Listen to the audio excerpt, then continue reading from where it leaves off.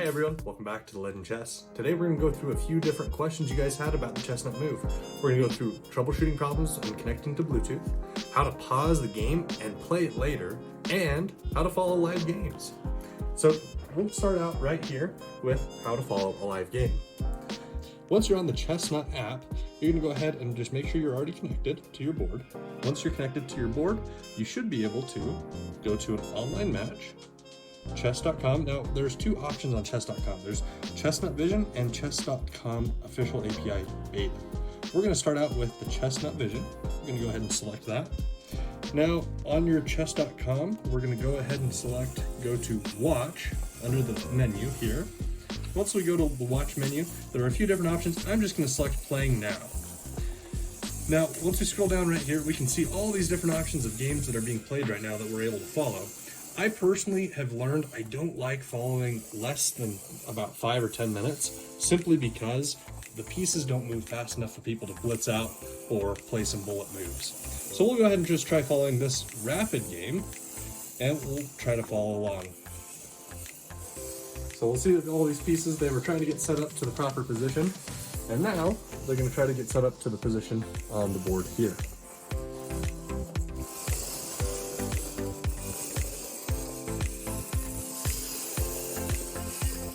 So it looks like we started at the start of this one.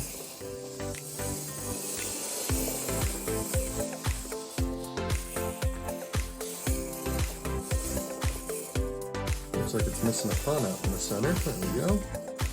All right.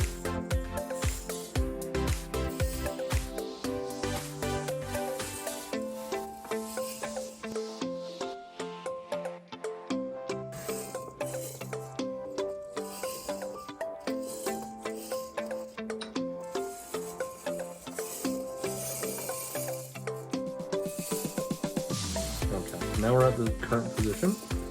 What's that time that's in? And we should be able to follow the next few moves. So we'll see that the knight comes over to d6, and this knight comes over to c3.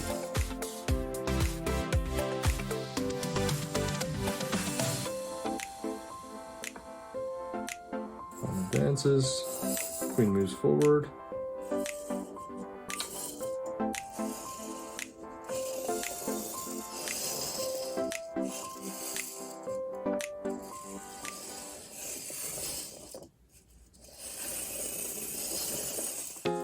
So you can see that there's a lot going on here. There's even more that happens when it's a bullet or a blitz game. That's why I don't personally recommend following those games on your Chessnut Move. But following a rapid game or higher, or even a 5-minute blitz game works just fine. Okay, it looks like that game's over. So that was kind of a fun example of how to follow a live game. All right, now we're going to go through and learn how to stop a game and come back to it later.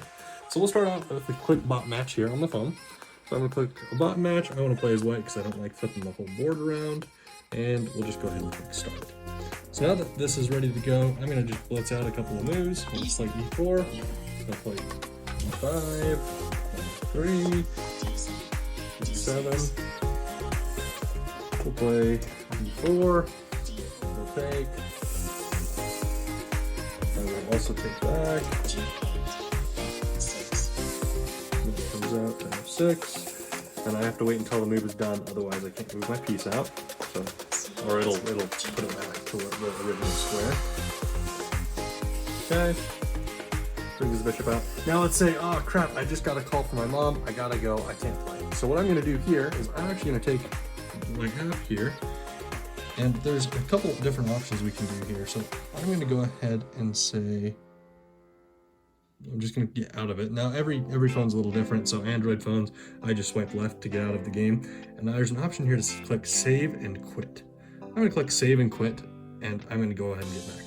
Now let's say a little bit later, I came back to my board. I set it up to the original reset position, right? I wanted a fresh board. Okay, let's say we just got back to our chessboard and someone had used it, so I wasn't able to actually get back to the same position. I just played this game for 4 hours. I know it took only 4 moves, but I need to get back to my same game. So what I'll do here is I'm going to go to the Chessnut app. On the Chessnut app, we're going to go to the very bottom left. There's an option called Record. I'm gonna go ahead and click on that. And it goes to our game record here. Now, my most previous game right here at the very top is the one that we were playing. But the nice thing is this actually can save dozens and dozens of games. I don't know if there's actually a limit. And the nice thing is it doesn't save necessarily to your device. So for example, in troubleshooting the Bluetooth, I've actually uninstalled this app, but I've reinstalled it and the games that I've played previously were still there. So it does sync to the cloud. So what I'm going to do is I'm going to go ahead and select this top game, the one that we were playing most recently, and there are multiple options. I can click Continue, Review, Analysis, BGN, or Delete. I don't want to delete this game, I want to go back and play it, so we're going to go ahead and click Continue. We'll watch as the board comes alive.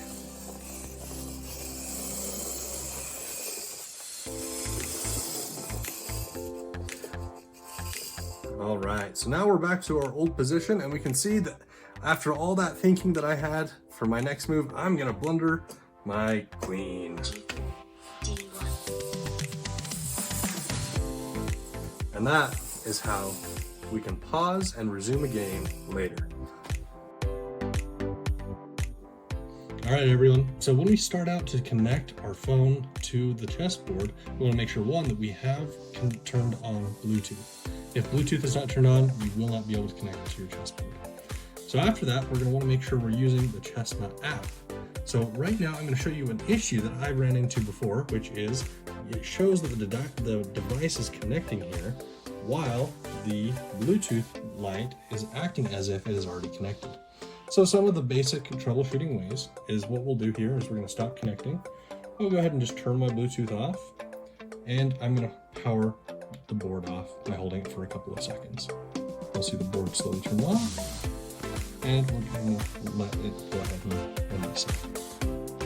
Okay, now what we're going to do is we're going to go ahead and power the board back on, hold the button down for a couple of seconds, and we'll see that this Bluetooth light is blinking. When the Bluetooth light is blinking, that means that it's not connected to the device. So on my phone, I'm going to go ahead and just turn my Bluetooth back on and go back to this app. Now I'm going to close out of the app real quick and reopen it.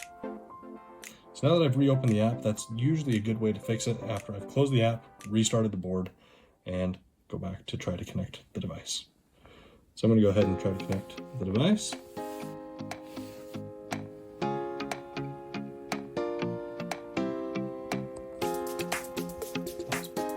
Here. In addition to that is I'm going to go ahead and go to the Chessnut Android app on my settings on my device.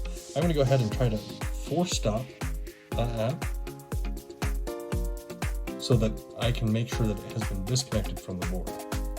Okay, and now that that's been forced stopped, I'm going to go ahead and reopen the app, make sure my Bluetooth is back on, and go ahead and try to connect the device. Now you can see that fixed it. Sometimes that won't actually work. So if that doesn't fix it, one thing you can do is you can always try to do a full reset of the board. To do that, you'll actually select all 4 buttons at the exact same time.